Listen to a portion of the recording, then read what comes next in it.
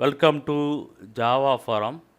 So here I am going to show you how to check the OS release version in AlmaLinux 9 operating system.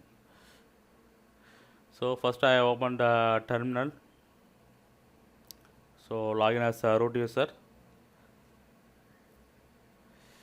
cat/etc os-release. So this is the command or this is the configuration file to check the OS release details. So it will gives you complete OS release version details.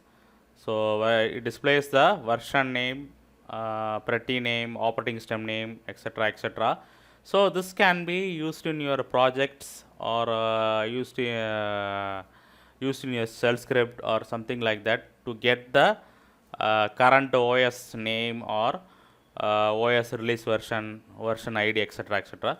So you can customize this command by using the grep command. So as I shown here, by grepping this os-release file, you can get lot of informations about the release details.